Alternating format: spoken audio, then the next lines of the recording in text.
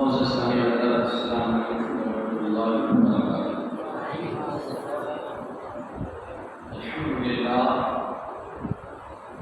الحمدللہ رب العالمین والعاقبۃ للمتقین والصلاۃ والسلام علی سید الانبیاء والمرسلین وعلی آلہ الطیبین واصحابہ الطاہرین اجمعین، اما بعد، اعوذ باللہ من الشیطان الرجیم، بسم اللہ الرحمن الرحیم۔ إِنَّ أَوَّلَ بَيْتٍ وُضِعَ لِلنَّاسِ لَلَّذِي بِبَكَّةَ مُبَارَكًا وَهُدًى لِّلْعَالَمِينَ، صدق اللہ العظیم۔ انتہائی خصوصیت اور احترام کے ساتھ جی لگا کر بارگاہ رسالت مآب صلی اللہ علیہ وسلم میں عقیدت اور محبت کے ساتھ درود پاک کا بیان پیش کرنے پڑے۔ اللہم صلی علی سیدنا شفیعنا نبینا مولانا محمد کما تحب وترضى بأن تصلی علیہ، صلاۃ و سلام علیک یا رسول اللہ صلی اللہ علیہ وسلم۔ حضرات، گزشتہ جمعہ آپ نے مقصد حج کے حوالے سے باتیں سماعت فرمائی۔ حج کے مقصد کیا ہے؟ وہاں میری باتیں کچھ رہ گئی تھی، سو مناسب سمجھا کہ آج وہ باتیں آپ تک میں پہنچاؤں۔ حج کے مقصد کیا ہے کہ میں نے عرض کیا تھا۔ آج جس عنوان پر اس حوالے سے مجھے گفتگو کرنی ہے، اس گفتگو کو سمجھنے کے لیے پہلے آپ کو میں کچھ تصویر آپ کے سامنے رکھوں کعبے کی، تاکہ آپ آنے والے مضمون کو اچھی طرح سے سمجھ سکیں۔ اب جو لوگ وہاں جا چکے ہیں، جو خانہ کعبہ کا حج کر چکے ہیں، یا جو عمرہ کی سعادت سے جو مالا مال ہو چکے ہیں، وہ کافی حد تک وہاں کا منظر اپنی نگاہوں میں رکھتے ہیں اور وہ جانتے ہیں کہ کیا ہے۔ لیکن جو نہیں گئے ہیں انہیں شاید ان چیزوں کی معلومات نہیں ہے جو کعبے کے پاس ہے یا کعبے کے ارد گرد جو ہے یا کیا ہے۔ تو پہلے میں آپ کو کعبے کا نقشہ سمجھاؤں، اس کے بعد اپنا مضمون آگے بڑھاؤں، تو شاید آپ بخوبی یہ ساری چیزوں کو سمجھ سکیں۔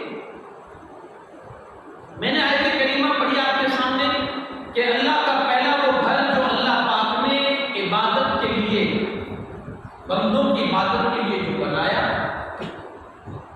اس میں بہت ساری اللہ کی نشانیاں ہیں، اور وہ گھر اللہ کے عالمین کے لیے، وہ گھر عالمین کے لیے، سارے جہاں کے لیے وہ گھر ہدایت کا سبب ہے۔ یہ اللہ پاک نے بتایا۔ خانہ کعبہ جو ہے، تصویروں میں آپ دیکھتے ہوں گے اور میڈیا، سوشل میڈیا پر بھی آپ نے دیکھا ہوگا، وہ جو دیوار ہے چوکر، جو ایک مکان کی صورت میں جو ہے، جس پر ایک کالا گلاف چڑھا ہوا ہے، وہ اللہ کا گھر ہے۔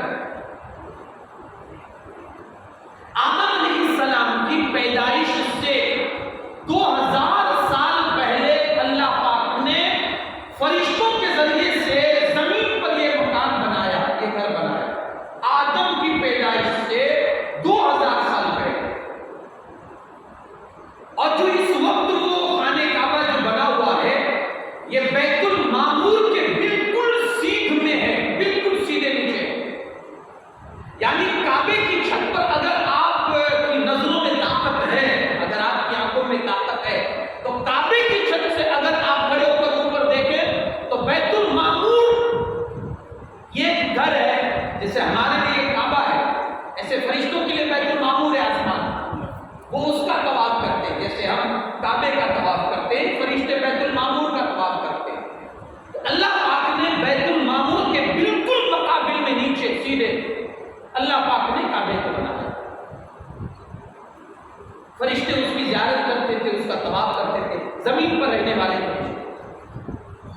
جب طوفان نوح آیا، طوفان نوح، پوری دنیا میں پانی پانی تھا چاروں طرف، اللہ نے فرشتوں کے ذریعے سے کعبے کو اٹھا لیا چوتھے آسمان پر، کعبے کو اٹھا لیا چوتھے آسمان پر، اور اس میں جو حجر اسود تھا، جو پتھر تھا، وہ پتھر حضرت جبرائیل نے بچا کے اٹھا کے جبل ابو قبیس، ایک پہاڑ ہے مکہ المکرمہ میں، جبل ابو قبیس، حضرت جبرائیل نے وہ پتھر اٹھا کر اس پہاڑ پر جا کر رکھ دیا، تاکہ ڈوبنے سے، پانی سے وہ حجر اسود بچ جائے۔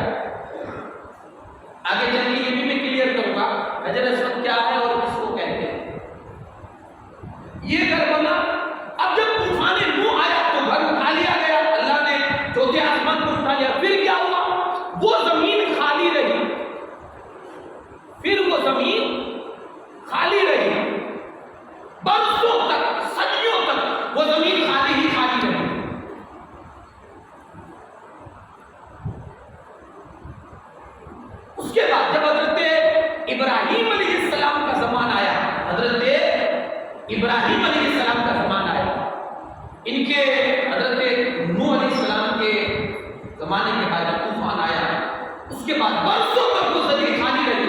جب حضرت ابراہیم علیہ السلام کا زمانہ آیا تب اللہ کی طرف سے آپ کو حکم ہوا اور آپ نے اسی جگہ پر پھر خانہ کعبہ بنایا. لیکن آپ کو کنفیوژن تھی یا اللہ نے کہاں بناؤں کعبہ؟ کوئی نشانی تو نہیں ہے کہ یہاں مکان پر بنا ہوا. میں بناؤں تو کہاں بناؤں؟ اللہ پاک کی طرف سے انتظام ان کے لیے یہ کیا گیا. اللہ پاک نے ایک بادل بھیجا اور جبرائیل امین کے ذریعے سے اللہ پاک نے ابراہیم علیہ السلام سے کہا کہ وہ بادل جہاں جتنے دائرے میں سایہ کرے اتنے دائرے میں عمارت بنانا، نہ اس سے زیادہ کرنا نہ اس سے کم کرنا. وہ بادل آیا اور بادل نے آ کر سایہ کیا. ابراہیم علیہ السلام نے عمارت شروع کی. جبرائیل علیہ السلام اس وقت انجینئر تھے، وہ بتاتے جاتے تھے، ابراہیم علیہ السلام بناتے جاتے تھے اور اسماعیل علیہ السلام پتھر اٹھا اٹھا کر دیتے جاتے تھے. کتنا مبارک گھر ہوگا کہ وہاں انجینئر جبرائیل ہے اور بنانے والے حضرت ابراہیم ہے اور وہ پتھر پہنچانے والے یعنی اس میں ہیلپر کا کام کرنے والے حضرت اسماعیل علیہ السلام ہے. اس طرح سے خانہ کعبہ کی تعمیر بنیاد یہ کمپلیٹ ہوئی، مکمل.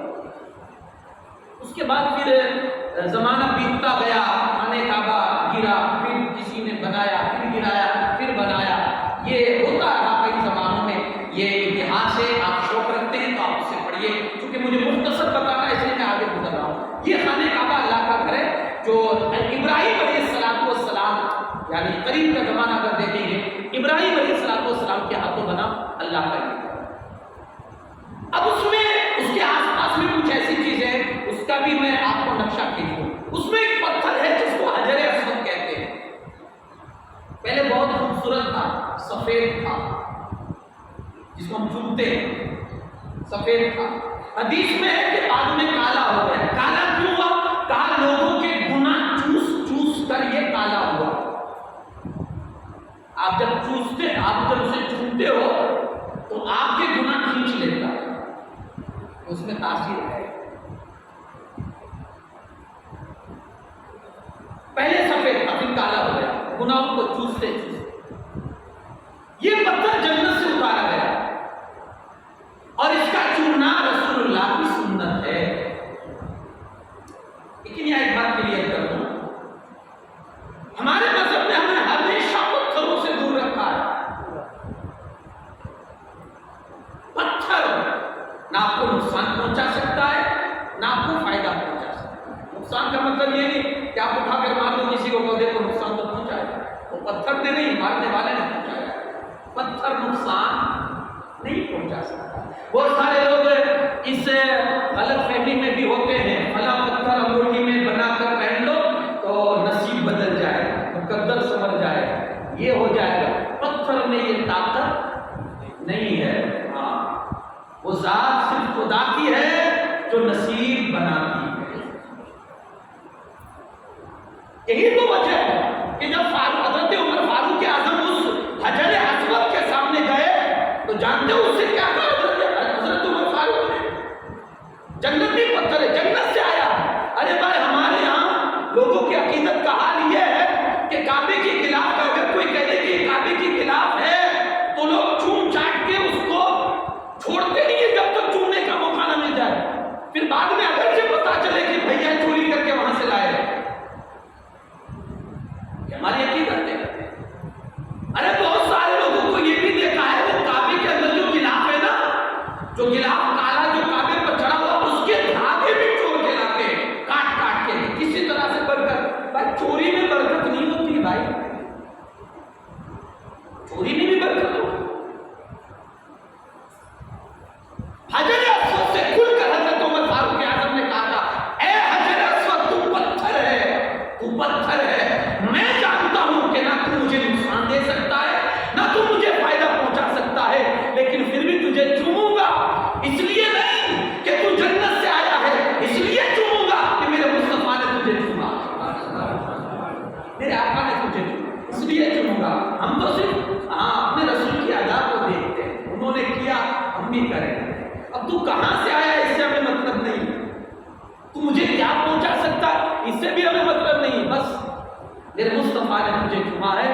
ہاں یہ پورا حج جو ہے نا، حج آپ دیکھیں گے تو صرف ادا ہی کا نام ہے، ہمارے بزرگوں کی ادا ہے، اور ہمیں اپنے ماضی سے جوڑنے کا کام کر رہا ہے حج، کہ یارو حج کرو تاکہ تم اپنے ماضی سے جڑ جاؤ اور تمہیں اپنوں کی پرانی یادیں، پرانی باتیں یاد رہے. اسی لیے اللہ پاک نے ہر مسلمان پر جو صاحب استطاعت ہو، جو اس حج کی طاقت رکھتا ہو، اس پر حج کرنا زندگی میں ایک مرتبہ فرض کر، تاکہ وہ اپنے ماضی سے جڑ جائے. اس لیے حج پر رکھا. تو یہ حجر اسود ہے جو سنگ اسود جس کو کہا جاتا ہے. یہ کعبے کے اندر دیوار نہیں جس کا چننا سنت مصطفیٰ ہے. یہ جنتی ہوگی. کچھ معلومات کی جو میں آپ کے سامنے پہنچایا. دوسرا یہ کہ آپ دیکھیں گے کہ جو خانہ کعبہ جو بنا ہوا ہے اس کے بغل میں ایک چھوٹا سا گول مقام ابراہیم جس کو کہتے ہیں، سنہری جالیوں میں ایک پتھر اندر رکھا ہوا ہے اور ایک چبوتر کے ٹائپ میں وہ بنا ہوا ہے اور جالیوں سے ڈھکا ہوا ہے. لوگ ہیں جس کو مقام ابراہیم کہتے ہیں. یہ کیا ہے؟ حضرت ابراہیم علیہ السلام جب کعبہ بنا رہے تھے تو آپ کے پاس سیڑھی نہیں تھی جو لفٹ کا کام کرے. ارے بھائی ہمارے یہاں جو مزدور مکان وغیرہ بناتے ہیں، بڑھیا کام کرتے ہیں، تو وہ بمبو باندھتے ہیں اوپر. جیسے جیسے عمارت اس پر پہنچتی جائے گی وہ بمبو باندھتے جائے، یا سیڑھی کے ذریعے سے وہ پتھر اوپر پہنچاتے ہیں، یا لفٹ کے ذریعے سے یا کرین کے ذریعے سے وہ پہنچاتے ہیں. بہرحال کسی طرح سے بھی وہ پہنچاتے ہیں. اب وہاں ان کے پاس ایسا کوئی سامان نہیں تھا، تو جانتے ہو یہ جو پتھر جس پر ابراہیم علیہ السلام کھڑے رہ کر کعبے کی بنیاد کر رہے تھے، کعبے کو بنا رہے تھے، وہ پتھر میں اللہ نے یہ طاقت رکھ دی، اللہ نے اس کو نرم بنا دیا. اب وہ لفٹ کا کام کرنے لگا پتھر. ابراہیم علیہ السلام کو جب اوپر پتھر رکھنا ہوتا تھا وہ ایٹومیٹک وہ پتھر اوپر ہو جاتا تھا، ابراہیم علیہ السلام کو اوپر کر دیتا تھا، آپ پتھر اوپر رکھ دیتے تھے. پھر جب نیچے سے اسماعیل علیہ السلام کے ہاتھ سے جب وہ پتھر لینا ہوتا تھا تو وہ ایٹومیٹک پتھر پھر سے نیچے آ جاتا تھا، یعنی لفٹ کا کام کرتا تھا. جب تعمیر مکمل ہو گئی، خانہ کعبہ بن گیا، اللہ پاک نے نشانی کے طور پر آج بھی وہ پتھر وہاں رکھ دیا ہے اور ہمیں یہ حکم دیا ہے کہ جب کعبے کو طواف کر لو تو 2 رکعت یہاں آ کر پڑھو، کیونکہ یہ میرے محبوب کی ایک نشانی کی جگہ ہے. کوئی طواف اس وقت تک کمپلیٹ نہیں ہوگا جب آدمی اس کے پاس آ کر 2 رکعت نماز نہیں پڑھتا. جب تک نہیں پڑھے گا اس کا طواف کمپلیٹ نہیں ہوگا. یہ بھی ایک نشانی ہے اللہ کے مقام ابراہیم جس کو کہا جاتا ہے. اب تھوڑی کعبے کی آپ کو عظمت بتا دوں، اس کے بعد اپنا آگے کا جو مسئلہ ہے وہ آپ کو سمجھاؤں. قرآن پاک نے صاف طور سے کہہ دیا اللہ کا وہ پہلا گھر جو اللہ نے بندوں کی عبادت کے لیے بنایا، اس سے پہلے کوئی گھر نہیں بنا. اس لیے بھی کہا جا رہا ہے یہودیوں کا یہ کہنا تھا کہ بیت المقدس سب سے پہلے بنا، وہاں کلیئر کر دیا گیا نہیں، سب سے پہلا گھر یہی آدم کی پیدائش سے 2000 سال پہلے بنایا پہلا گھر یہی. کعبے کی عظمت اس بات سے بھی ظاہر ہوتی ہے کہ اس میں اللہ کی بے شمار نشانیاں موجود ہیں، اور اس بات کی شہادت یہ دیتی ہے کہ خدا نے اس گھر کو عظمت والا بنایا ہے. کعبے کے اوپر سے انسان کو پرندے بھی اس گھر کا احترام کرتے ہیں کہ آج تک کوئی پرندہ کعبے کی چھت کے اوپر سے نہیں گیا. جس کو گزرنا ہوتا ہے وہ سائڈ ہو کر گزرتا ہے، اوپر سے کوئی بھی پرندہ آج تک نہیں گزرا. بلکہ ہم نے یہ بھی پڑھا ہے، بزرگوں سے سنا ہے کہ جب کوئی پرندہ بیمار ہوتا ہے نا، کسی ہاسپٹل میں نہیں جاتا، کعبے کے پاس جا کھڑا ہو جاتا ہے. جب ہوا چلتی ہے وہ ہوا جب کعبے کی دیواروں کو ٹچ کر کے جب اس پرندے کو لگتی ہے نا، اللہ پاک پرندے کو شفا عطا کرتا ہے. تو پرندے کو جب شفا لینی ہوتی ہے نا، جب کوئی پرندہ بیمار ہوتا ہے وہ کعبے کے پاس آ کر کھڑا ہو جاتا ہے. یعنی پرندوں کا اتنا اعتماد ہے، بھروسہ ہے کہ کعبے کی ہوا اگر ٹچ ہو جائے گی اللہ شفا عطا فرمائے گا. تو پھر یار ہم تو اشرف المخلوقات ہے، اگر کعبے کے دامن میں ہمیں پناہ مل جائے تو اللہ کیا کچھ نہیں ملتا. پھر فرمایا حرم کعبہ میں بکری اور شہد اور شیر، بکری اور سینگ شیر کیونکہ شیر کو یہ مجال نہیں ہے کہ وہ بکری پر حملہ کر لے، کیونکہ اللہ نے وہ شہر کو امن والا شہر بنایا، وہاں آپ کوئی ہتھیار دکھا کر چل بھی نہیں سکتے ہو، یہ بھی حرام ہے۔ کعبے کے کسی کو ڈرا نہیں سکتے ہو، نہ کوئی شکار کر سکتے ہو، منع ہے۔ حرمت والا شہر، امن کی جگہ، اللہ پاک نے اس کو امن کی جگہ بنا دیا ہے۔ پھر آپ دیکھیں قیامت تک کے لیے وہاں جنگ جدال یہ حرام ہے، جنگ بھی حرام ہے کعبے کے اندر۔ جنہوں نے کیا ہے اللہ ان کو پگھلا دے گا، برباد کر دے گا۔ پھر آپ دیکھیں کہ کعبے کے اندر صفا اور مروہ، یہ دو پہاڑی ہے، ابھی جو صرف نشانی کے طور پر وہاں رکھا ہے، پہاڑ کی تو کوئی وہاں وہ نہیں، لیکن نشانی کے طور پر ابھی بھی رکھا گیا ہے۔ صفا ایک طرف ہے، مروہ ایک طرف ہے، اور دونوں کے بیچ میں جو گیپ ہے، جو راستہ ہے، وہاں کچھ جگہ ایسی ہے حاجیوں کو صحیح کرنی ہوتی ہے، وہاں چلنا ہوتا ہے، 7 چکر پورے لگانے ہوتے ہیں، یہ بھی کسی کی ادا ہے، اور بیچ میں ایک جگہ آتی ہے جہاں ان کو دوڑنا بھی رہتا ہے، وہ صفا اور مروہ ہے۔ یہ مختصر میں آپ کے سامنے یہ چیزیں رکھتا ہوں۔ پھر ایک رکن یمانی ہے کعبے کے اندر، ایک حصہ ہے، کونا ہے کعبے کا جو یمن کی طرف ہے، اس کے بارے میں بھی رسول پاک صلی اللہ علیہ وسلم نے بہت فضیلتیں بتائی ہے، اور حضور وہاں اپنے رخسار مبارک، اپنے گال مبارک، اپنا سر مبارک، اپنا جسم مبارک حضور وہاں لگا کر دعا فرماتے تھے، اور رسول پاک صلی اللہ علیہ وسلم نے فرمایا ہر وقت یہاں 70,000 فرشتے کھڑے ہوتے ہیں، جو بندہ دعا کرتا ہے اس کی دعا پر آمین کہنے کے لیے، ہر وقت 70,000 فرشتے، 70,000 فرشتے ہر وقت یہاں کھڑے ہوتے ہیں۔ وہ رکن یمانی بھی کعبے کے اندر ہے، کعبے کی عمارت میں۔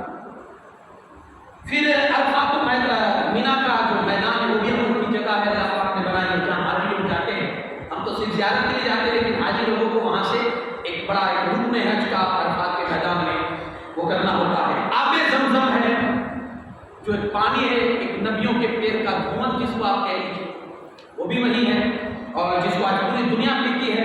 اگر اللہ اس پر ہزاروں کروڑوں رحمتیں نازل فرمائے، حضرت سیدہ حاجرہ رضی اللہ تعالیٰ عنہا، جن کی وجہ سے یہ زمزم وجود میں آیا، زمزم نکلا، انہوں نے جب وہ نکلا نا تو وہ ریت سے اور مٹی سے وہ باندھ بناتی جاتی تھی، چاروں طرف وہ پانی کو روکنے کے لیے جو بناتے ہیں، بناتی جاتی، وہ کہتے ہیں کہ اپنی زبان میں رک جا زمزم، رک جا۔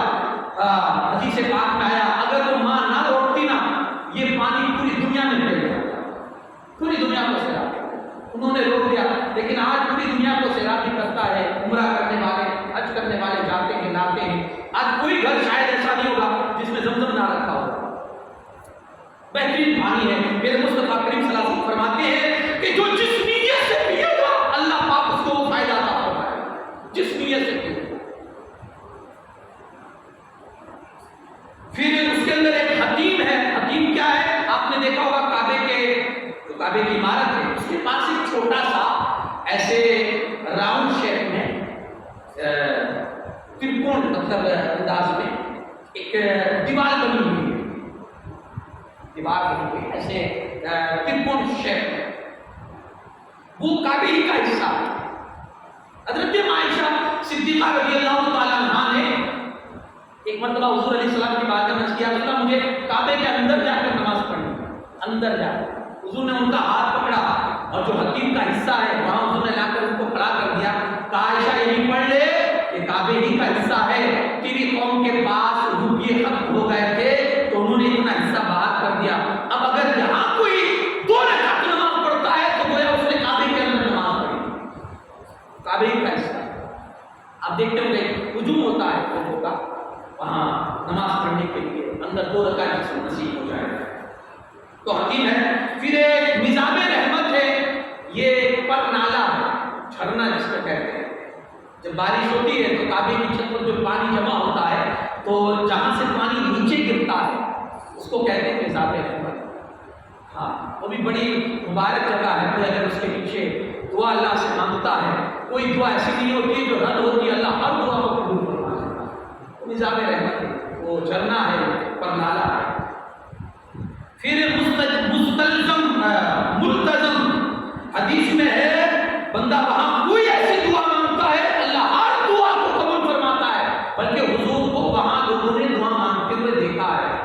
اپنا غصہ مبارک ٹچ کر کے اپنا سر انور وہاں لگا کر اپنا جسم کا حصہ وہاں لگا کر منتظم کر اور دعا مانگتے ہوئے لوگوں کو دیکھا ہے۔ اب یہ ایک معلومات کی جو میں نے آپ کے سامنے رکھی، اب میں اپنے اصل مقصد کی طرف آؤں اور مختصر چند منٹوں میں اپنے مقصد کو بتا دوں۔ میں نے یہ کہا تھا کہ حج کا مقصد کیا ہوتا ہے، تو میں نے بتایا تھا حج کا پہلا مقصد ہے کہ اللہ رسول کی رضا، اللہ کو حکم اس لیے کرتے ہیں۔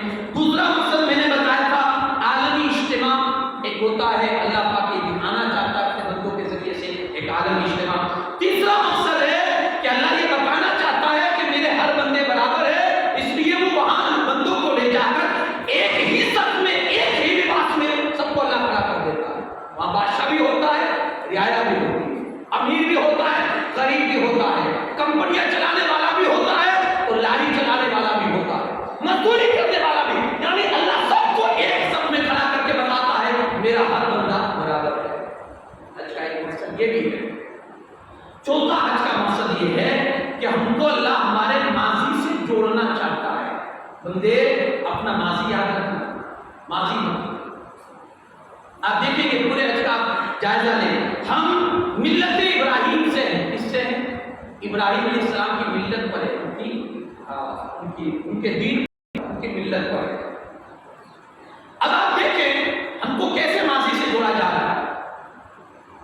حج میں آپ حجر اسود کو چومتے ہیں، بندہ اپنی سگی اولاد کو چومنے کے لیے اتنی کشش نہیں کرتا ہوگا جتنی حجر اسود کو چومنے کے لیے رکھتا ہے۔ وہ بھیڑ، وہ دھکم دھکی، وہ ایک شوق، ایک جذبہ کہ چلو جلدی سے جا کر چومے حجر اسود کو، اپنی سگی اولاد کو چومنے کا اتنا جذبہ نہیں ہوگا جتنا حجر اسود کو چومنے کا۔ بھائی کیوں؟ ماضی سے جوڑا جاتا ہے۔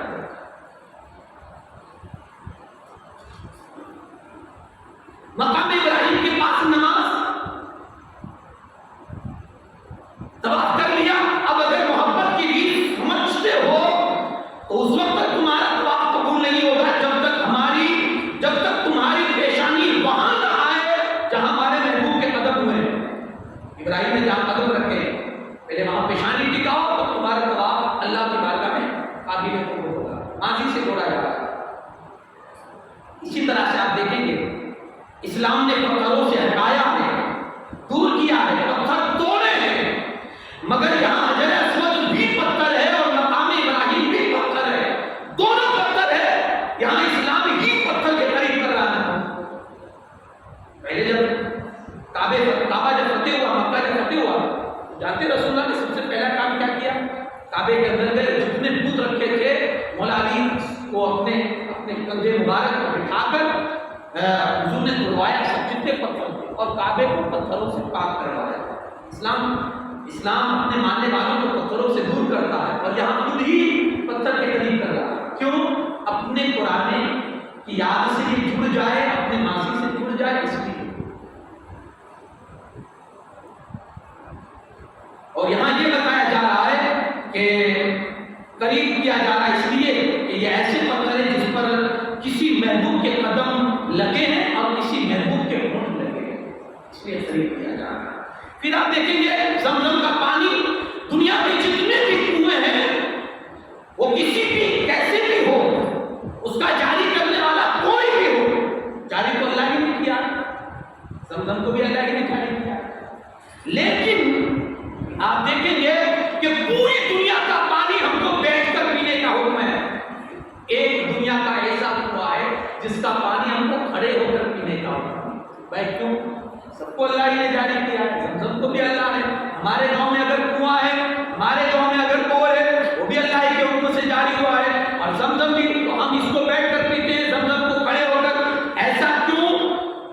کہا اس لیے کہ اس چشمے نے اللہ کے نبی کے قدموں کو بوسے دیے ہیں، جس نیت سے پیو گے اللہ قبول کر لے گا۔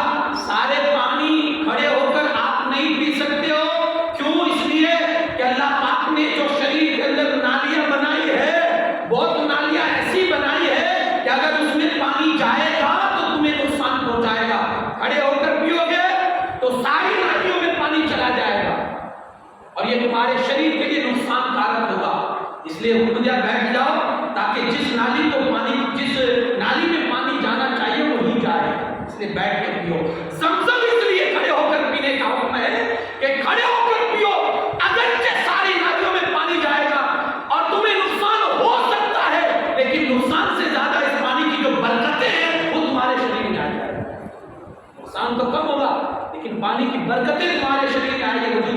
سے تم کو کھڑا کیا، کھڑے ہو کر پیو، جس نیت سے پیو گے۔ ارے ہمارے بزرگوں نے تو کہا ہے، بلکہ روم کے بادشاہ کے پاس ایک مسلمان گئے، اس نے پوچھا یار کہاں سے آئے ہو؟ کہا مکہ سے۔ کہا وہیں سے آئے ہو جہاں کنواں ہے زمزم کا؟ کہا ہم نے اپنی کتابوں میں پڑھا ہے۔ وہ بادشاہ روم کا کہہ رہا تھا ہم نے اپنی کتابوں میں پڑھا ہے اگر کسی نے وہ پانی 3 مرتبہ اپنے ماتھے پر ڈال لیا، اپنے سر پر 3 مرتبہ اگر وہ پانی ڈال لیا، زندگی میں کبھی وہ بے ہوش ہو کر نہیں گرے گا۔ اکثر حاجیوں کو آپ دیکھتے ہو کہ عمرہ کرنے والے کو وہ اپنے سر پر پانی پینے کے بعد جو تھوڑا بچتا ہے وہ سر پر ڈالتے ہیں، اسی روایت میں کبھی بے ہوشی کے ساتھ وہ زمین پر نہیں گرے گا۔ اللہ نے اس پانی میں یہ طاقت رکھی ہے، اور یہ بھی ہے کہ جتنا زیادہ پیو گے اور جس نیت سے پیو گے، اللہ پاک کو نیت آپ کو فائدہ اس کا پہنچائے گا۔ بلکہ حدیث میں تو جتنا زیادہ پیو گے اللہ شریر کی ساری بیماریاں نشٹ کر دے گا، ساری بیماریاں۔ وہ زمزم ہے اس لیے پی رہے ہیں، اللہ کے نبی سے اس کا تعلق ہے، اور کسی نبی کے ٹھوکر لگنے سے وہ پانی پیدا ہوا ہے، اس لیے ہم کو جوڑا جا رہا ہے اپنے ماضی سے۔ پھر آپ دیکھ لیں گے صفا مروہ دوڑ رہے ہیں، بھائی کیوں دوڑ رہے ہو؟ آدمی دوڑتا ہے تو کسی وجہ سے دوڑتا ہے نا۔ ارے بھائی حضرت حاجرہ دوڑی تھی اس لیے دوڑ، تو ان کو تو ضرورت تھی پانی کی، اس لیے وہ ادھر سے ادھر بھاگ رہی تھی۔ آپ کے بغل میں پانی کا بوتل ہے اور آپ دوڑ رہے ہو۔ ارے بھائی ان کو تو پانی کی ضرورت تھی، اس لیے کبھی ادھر کبھی ادھر جاتی تھی۔ آپ کے بغل میں پانی کا بوتل ہے اور آپ بھاگ رہے ہو۔ کوئی ہنسے گا دیکھ کر نا، لیکن آپ یہ کہو گے کہ ان کی ادا کو ادا کر رہے ہیں، ان کے طریقے کو ادا کر رہے ہیں۔ آج حاجی دوڑتے ہیں، ہر کوئی دوڑتے ہیں، عمرہ کرنے والے بھی دوڑتے ہیں، صحیح کرنے والے دوڑتے ہیں، حج کرنے والے بھی۔ کیوں دوڑتے ہو؟ کہا سیدہ خدیجہ حضرت حاجرہ کی سنت ہے، اللہ نے وعدہ کر لیا تھا اے حاجرہ تو نے میرے حکم ماننے میں حد کر دی، اب تو دیکھنا قیامت تک میں لوگوں کو تیری اس راہ پر بلاتا رہوں گا۔